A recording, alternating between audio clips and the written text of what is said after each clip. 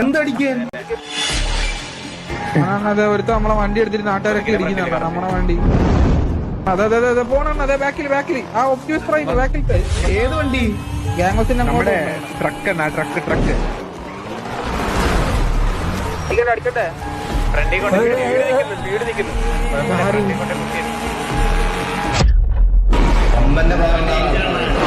അവനെ ഇപ്പൊ പിന്നെ